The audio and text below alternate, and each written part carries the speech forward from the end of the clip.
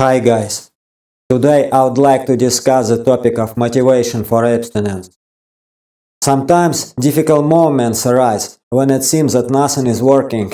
Some anxieties, fears, concerns, panic attacks appear. In general, the matrix begins to provoke you to get back to doing your usual natural business. And in these difficult moments, this state can be compared to when a person is training in the gym and he squeezes the barbell with all his strength. He has already done several repetitions, and with the last of his strength, he makes the last squeeze to failure. It is at this moment that muscle growth occurs. In the same way, when you are abstinent, there are moments of crisis, when you need to survive a crisis, overcome it, and then you reach a new level, and your strength increases. But if you fail this test, then you roll back to the previous level. Therefore, these moments of crisis and abstinence will come, and not just one crisis. A whole series of them can come, straight waves can come one after another. It is in such difficult moments when you are under attack from Matrix, the Matrix and the society begin to provoke you so that you accept the usual pattern of behavior. Therefore, when hard times come, at these moments it's necessary to know how to resist these temptations. You need to turn to God, pray, try to watch inspiring videos. It is even better to watch videos on the theme of the divine, something that raises your consciousness, that is some divine themes. Do not watch any negativity at all. Don't watch any sexually oriented videos. Try to load your mind only with positive videos. As they say, an idle mind is a devil's workshop. Therefore, guys, try to watch positive, good videos without any violence, sex scenes, or any negativity. Don't watch any negativity, watch only positive content, topics related to higher consciousness and its raising. If you're a Christian, then you pray to Jesus Christ. If you're a Muslim, then according to Allah. If you're a Buddhist, then meditate. If you follow yoga traditions, then pray to Krishna, Shiva, Durga accordingly. This is very important because everything starts with mental control, with control of the mind, because withholding semen is not so easy, especially for a long time. If you don't want to break down, then you must let the divine energy into you, because God is within you. He sits in your heart, He sees and hears you, and it won't be difficult for Him to help you and protect you from these temptations that the world sends to you. If you see sexy women and they influence you, there are some techniques that can reduce the degree of sexual tension. For example, you must understand that beautiful women are not goddesses from high walls. They are created from flesh and blood, from urine and feces. That is, you can imagine that inside this woman there are veins, blood, veins and mucus. They also pee and poop, and when they go to the toilet the smell is not very well. Therefore, when you understand the essence of women, your sexual tension will subside. When you are on semen abstinence, try to avoid vagina-dependent friends, because these guys are agents of the Matrix, whom the Matrix sends to you, so that they'll violate your intentions on semen retention. Also, you don't need to watch videos of various kinds of sexologists, who will say that semen retention is harmful to the male body. All this is complete nonsense, because this practice is thousands of years old, and for thousands of years people with the help of yoga have always abstained and achieved the necessary results. So do not pay attention to any agents of the Matrix in the form of various sexologists. Their task is to return you to known stereotypes, so that you are under the control of the Matrix.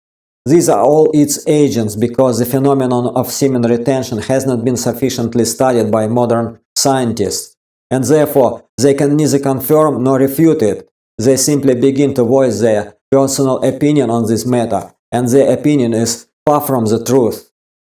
In motivating you to save the seed, playing sports and martial arts helps a lot. It's just a salvation. And when a strong wave of sexual arousal hits, especially when you, say, live somewhere in the metropolis, sexual lust is everywhere. That is, sometimes some sexual thoughts may come to you out of the blue, and it may seem that these are your desires. And this could be desires induced on you. That is how it happens. You are in a public place and suddenly you feel a very strong sexual desire. But it's not a fact that it's your sexual desire. It could be the sexual desire of some woman who is looking at you, or some person who is next to you and he is sexually aroused. He is looking at some woman and this lust is transmitted to you. That is, our biofields interact at a subtle unconscious level. That is, our mind in the transceiver radio station. That is, we can pick up the thoughts of other people, their desires, and we can think that this is our desire. But that's not true. Because if you do yoga and you live in a secluded place and for a long time you don't contact people, let's say you are somewhere in a country house where there is minimal contact with people, and when you live in a solitude for a long time, you begin to feel where your thoughts are and where the thoughts of strangers are. Because when you are isolated, all your thoughts are completely yours. No extraneous thoughts or desires come to you. But as soon as you go somewhere, to public places, vibes emanating from people can immediately appear. Another option are energetic phantoms. Every person, when he sees something and experiences some kind of strong emotion, separates the energetic phantom. And often when I go to some new place, I feel these energy phantoms left by people. That is, you might have noticed that when you went somewhere, you weren't in your room for a long time, and then you go into your room, and you have old habits that you did in this room earlier. Or you put on your old thing, and you have old sensations that you experienced when you were worried. That is, these are energy phantoms, and public places are saturated with energy phantoms of different people. And also these phantoms remain after you in your room, and they influence you. When you are under the influence of these phantoms, you want to engage in old habits.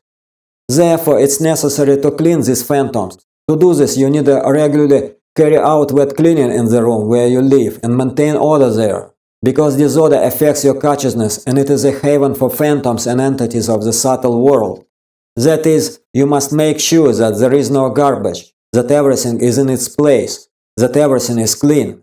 To avoid unpleasant odors, it's necessary to ventilate regularly. But if the room is a mess, it's smoky, there is a smell of alcohol, especially don't leave dirty dishes in the sink, because these are all energy phantoms that will have a very bad effect on you, on your consciousness, on your biofield, and all this will stimulate you to relapse. These are subtle ropes they will influence you by.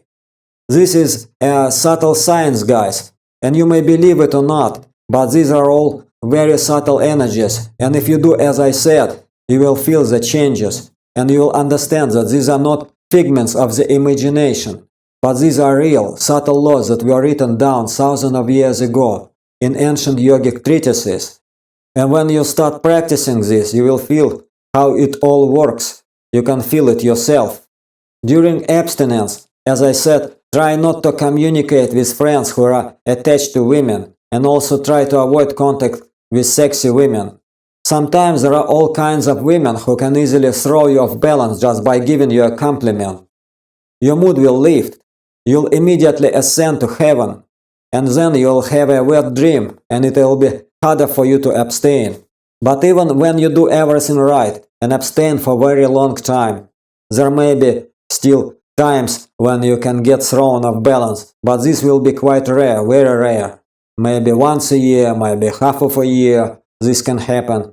But these random breakdowns do not in any way affect your semen retention and energy. Guys, you should always keep motivation in your head. Why you are abstaining? Always, at every moment, you must clearly understand why you are abstaining. That is, the benefits that abstinence provides should always be your priority. When the matrix begins to tempt you, at that moment, you must realize why you are abstaining. If you don't have this correct understanding, it will be very difficult to abstain. Then, guys, another very good point is, in the modern society it is structured in such a way that sex has become the prerogative of the rich. Well, I mean sex with beautiful women, because beautiful women wanna sell themselves at a higher price. That's why on Instagram there are different beautiful women. They have the illusion of large choice. So they wanna find a rich guy and they act very arrogant and proudly with ordinary guys.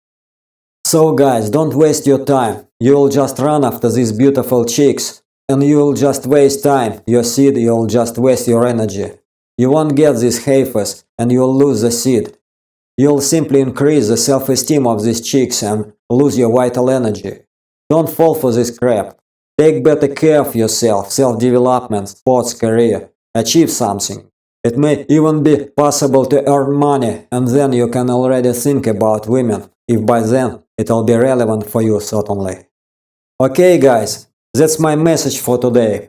Thank you for watching. Thank God. Good luck you all. Have a nice Christmas. Bye.